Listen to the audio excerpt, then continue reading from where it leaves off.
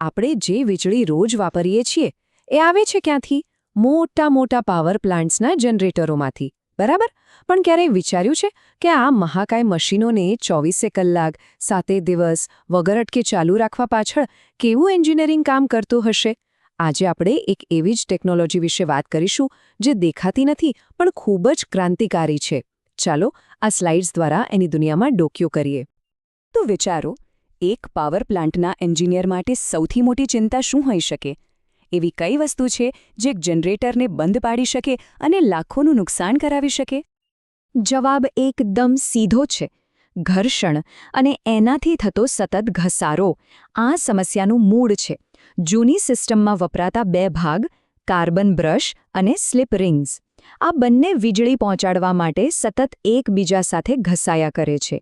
તો ચાલો સૌથી પહેલાં એ સમજીએ કે આખી સમસ્યા શરૂ ક્યાંથી થઈ.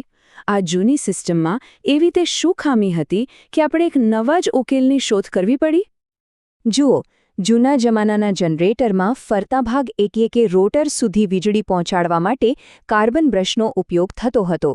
આ બ્રશ સ્લિપ રિંગ્સ નામની એક રિંગ પર સતત ફરતા અને ઘસાતા. હવે વિચારો, 2 વસ્તુઓ સતત એકબીજા સાથે ઘસાય તો શું થાય? ગરમી પેદા થાય, તણખા જરે અને ધીમે ધીમે એ ઘસાઈ જાય.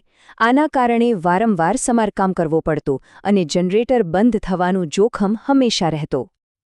અને બસ આ જ સમસ્યાનો ઉકેલ આવ્યો એક ક્રાંતિના રૂપમાં. એક એવી ટેકનોલોજી જેણે આ ઘર્ષણ અને ઘસારાની સમસ્યાને જડમૂળથી ઉખાડી ફેંકી. એનું નામ છે બ્રશલેસ સિસ્ટમ. તો આ બ્રશલેસ એક્સાઇટેશન સિસ્ટમ આખરે છે શું? એકદમ સાદી ભાષામાં કહીએ તો આ એક એવી વ્યવસ્થા છે જે જનરેટરના ફરતા ભાગમાં વીજળી મોકલવા માટે કોઈપણ જાતના ભૌતિક સંપર્ક એટલે કે ટચનો ઉપયોગ જ નથી કરતી.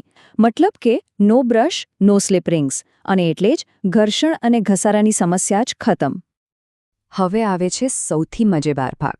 ચાલો આપણે આ સિસ્ટમની અંદર જઈને જોઈએ કે આ જાદુ ખરેખર થાય છે કેવી રીતે. આ ટેકનોલોજી કામ કઈ રીતે કરે છે? ઓકે, આ છે આખી સિસ્ટમનો બ્લોક ડાયાગ્રામ. હવે આ જોઈને કદાચ થોડું ગૂંચવાડા જેવું લાગે, પણ બિલકુલ ચિંતા ના કરતા. આપણે આને એક નકશાની જેમ વાપરીશું અને આખી પ્રક્રિયાને એક પછી એક સ્ટેપમાં સરળતાથી સમજીશું. ચાલો પાવરની આ આખી સફરની શરૂઆતથી અંત સુધી જોઈએ. સૌથી પહેલાં પાયલોટ એક્સાઇટર એક નાનો એસી વોલ્ટેજ બનાવે છે. ત્યાંથી આ વોલ્ટેજ મુખ્ય એક્સાઇટરમાં જાય છે, જે એને વાપરીને એક શક્તિશાળી ફરતું ચુંબકીય ક્ષેત્ર બનાવે છે. આ ચુંબકીય ક્ષેત્રને કારણે આર્મેચરમાં ખૂબ જ મોટો એસી વોલ્ટેજ પેદા થાય છે. અને છેલ્લે રેક્ટિફાયર વ્હીલ આ એસી પાવરને ડીસી પાવરમાં ફેરવી નાખે છે, જે મુખ્ય જનરેટરને ચલાવવા માટે જરૂરી છે. બધું જ એકદમ ઓટોમેટિક. ચાલો આ સફરના પહેલા મુસાફરને મળીએ, પાયલટ એક્સાઇટેડ એટલે કે પીએમજી. આને આપણે આખી સિસ્ટમનું પાવર બટન કહી શકીએ. એના વગર કંઈ શરૂ જ ન થાય. આ એક નાનકડું જનરેટર છે જે કાયમી ચુંબકનો ઉપયોગ કરીને આખી પ્રક્રિયા શરૂ કરવા માટે જરૂરી પહેલો સ્પાર્ક એટલે કે પાવર જાતે જ બનાવે છે. હવે આવે છે મુખ્ય એક્સાઇટર. આને તમે સિસ્ટમનું એમ્પ્લીફાયર સમજી શકો.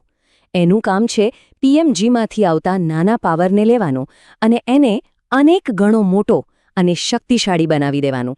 એટલે કે એ નાના સ્પાર્કને એક મોટી જ્વાળામાં ફેરવી દે છે. હવે આવે છે આખી સિસ્ટમનો હીરો, ડાયોડ રેક્ટિફાયર વ્હીલ.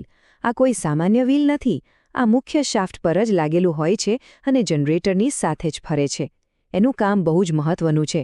મુખ્ય એક્સાઇટરમાંથી આવતા એસી પાવરને ડીસી પાવરમાં ફેરવવાનું, કારણ કે મુખ્ય જનરેટરના રોટરને તો ડીસી પાવર જ જોઈએ. પણ આ બધા પર કંટ્રોલ કોણ રાખે છે? આટલા બધા ભાગો એક સાથે કામ કરે છે તો કોઈક તો હોવું જોઈએ ને જે બધું બરાબર ચાલે છે કે નહીં એ જુએ. એ કામ કરે છે AVR એટલે કે ઓટોમેટિક વોલ્ટેજ રેગ્યુલેટર. સાદી ભાષામાં આ સિસ્ટમનું મગજ છે. એ સતત જનરેટરમાંથી નીકળતા વોલ્ટેજ પર નજર રાખે છે અને જો એ જરા પણ ઉપર નીચે થાય તો તરત જ એને એડજસ્ટ કરીને સ્થિર કરી દે છે. સારું, આપણે આખી ટેકનોલોજી તો સમજી લીધી, પણ સવાલ એ જ છે કે આટલી બધી મહેનત શા માટે? જૂની સિસ્ટમમાં શું વાંધો હતો? ચાલો હવે મૂળ મુદ્દા પર પાછા આવીએ અને જોઈએ કે બ્રશલેસ સિસ્ટમના નક્કર ફાયદા શું છે. આ ટેકનોલોજીના ફાયદા એટલા સ્પષ્ટ છે કે તમને થશે કે આ પહેલાં કેમ નહોતું આવ્યું. ચાલો એના 5 સૌથી મોટા ફાયદાઓ પર એક નજર કરીએ. જુઓ, ફાયદા એકદમ સ્પષ્ટ છે. પહેલું, વધુ વિશ્વસનીયતા. કેમ? કારણ કે બ્રશ જ નથી તો ઘસારાનો સવાલ જ નથી.